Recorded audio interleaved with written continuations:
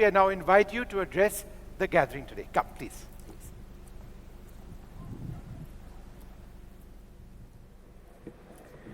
Hello, greetings. The Hyundai India representatives, Sri Kim, if I may say so, and NDTV.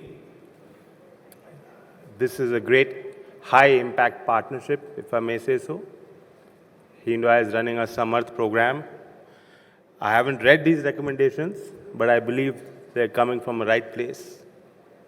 And they're coming after a well-researched outreach. NDTV brings a certain visibility, and Hyundai brings a certain social aptitude. I think this is a cause, an issue that personally I can deeply identify with. And it's one of the pillars of the Indian ethos, our societal way of thinking, our social practice. Growth is important. The pace of Indian growth, whether it's in the stock market or it's in the economy, is something that is being talked about throughout the globe. And as India positions itself as an attractive market, as a marketplace, as a producer, as an attractive investment opportunity, as a global competitor, we must also position ourselves as a society that is inclusive, a growth that is inclusive, that reaches all parts of our country, considering our regional requirements, our communities. And a strong aspect of that is looking at those who have been born with something that was referred to as handicaps, but the present government has referred to that community as Divyangs, as being specially abled. So I think this is an aspect which is very important, and I think our para-athletes in particular are playing a vital role. Sports is competitive. Sports helps all of us, the viewers, people who are cheerleaders for the sports persons, people who in our imagination can put ourselves on the field when we watch a sports person perform. For all of us, our sports champions help us reach the highest of our imagination. I remember as a young man, in politics I am still a young man, but it's all relative. Watching on the field, when Tendulkar walked out, the cheers of his name, or the tufan of Dhanraj Pillai, his speed when he was running on the hockey field. Those are times when you could feel your goosebumps, and you could feel great cheering for Indian sports persons who are competing at the global stage. I felt the same tingle, the same sense of warmth, same sense of pride when I saw our Paralympians perform, achieve, and win. I'm so proud that NSDC, National Skill Development Corporation, has actually made Preeti Pal our ambassador. She's won 2 medals for India. She made a record in herself. I visited her village. It's a very small village. And you can imagine when you visit a village, what is the glass ceiling for them? What can they hope to achieve at a moment where the entire village is won? It is not just Preeti Pal who has won. Every villager was with her in the sense of pride and achievement. And I visited her small house, I visited her family. Villagers came and told me, "Sir, हमारे यहाँ शमशान घाट बनवा दीजिए, हमारे यहाँ तालाब का सौंदर्यीकरण करा लीजिए." The pond, the village pond, is not developed. They don't have a place where they can pay their last respects to people who have died from their village. So these are very base level aspirations that collectively as a nation we must fulfill. And I feel that if Hyundai, NDTV, our corporates of our country come together, they're doing a lot of CSR. Our government, our ministries, if we direct our resources towards uplifting the people just as a beginning, as a start, from the villages of our sports persons, I think we'll create a new churn in Indian society. We'll create a new aspiration for all young people in our country. I'm an MP who's given my entire MP lad, and you know there are pressures on us. Sir, सड़क बना दीजिए, नाली बनवा दीजिए, पीने का पानी की व्यवस्था नहीं है, विद्युतीकरण नहीं है, सर हमारे कॉलेज में कमरा बनवा दीजिए, कंप्यूटर लैब दे दीजिए. These are all important concerns. I have said I'm going to give my entire MP lad towards creating sports infrastructure. Because I truly believe it is uplifting us. It is helping our young people break through barriers.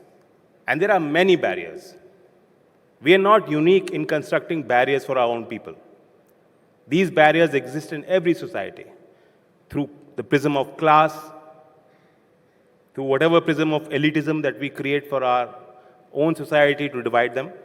But in Indian society, that prism is caste. That prism is urban and rural. And beyond that, it is also class. So there are many barriers that we need to break. I think sports is one platform where people don't care. When we see a champion, we recognize that person's hard work, endurance, talent, we are cheering for them. We don't care where they come from. And that is the spirit where you need to look at our specially abled. It doesn't matter where they are born. It doesn't matter what circumstances they are born with. Their physicality shouldn't matter. So that sense, core sense of humanity, I think sports is a powerful, powerful way of addressing that concern. So I'm so happy that you have done this. I'm in charge of 2 departments which directly deal with our future aspirations. Firstly, this is a government that is not looking at just 5 years.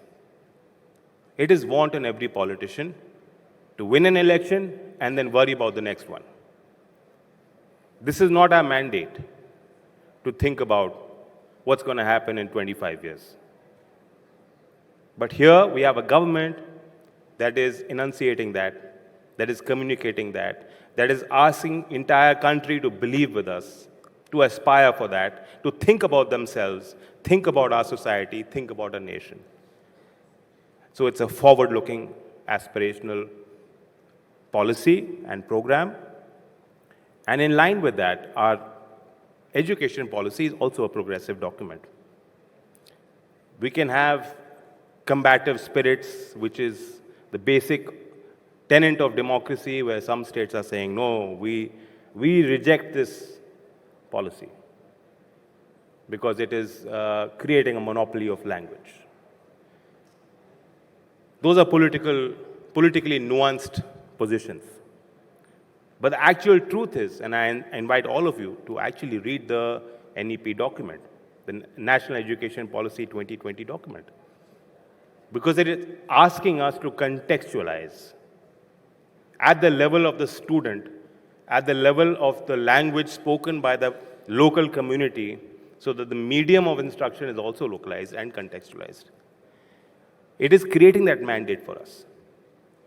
It is up to us how much we can achieve. We have 22 scheduled languages in our constitutional scheme of things. We are now providing primers. We're taking our curriculum, we're taking our books, and we're giving them to the states in all those 22 languages. And we're saying that language is just a medium. It is the idea that is powerful. It is the thought, it is the desire to innovate, to think beyond boundaries, to break those barriers. If we are able to seed that ability, capability, competence in every student and child of India, That is the way, that is the pathway to a developed country by 2047. So I commend our policy. I think it is very progressive. I have a big mandate to fulfill. And as far as looking at the specially abled, looking at developing curriculum, looking at re-engineering our school infrastructure so that everyone can comprehend and be a part of that system. Currently, if you look at it, 78% of our school infrastructure has been re-engineered. There are ramps. There is a capability. It was not there before, but now we are looking at that very progressively.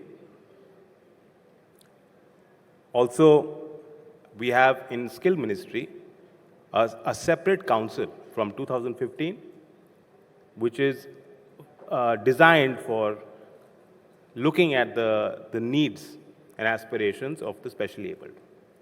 And around 323 curriculum has been prepared by the Skill Council across 28 sectors, 28 important vital sectors of the economy. And they are actually providing skilling programs. 1.7 lakh people have already been given skill training with regards to this curriculum, with regards to these job roles, who come from that background. So these are small steps. I thank Samarth that I'm sure in this document, it's a great looking folder, and they have some good ideas. I'll just say that, we're trying to fulfill the mandate and the belief that you have bestowed on us.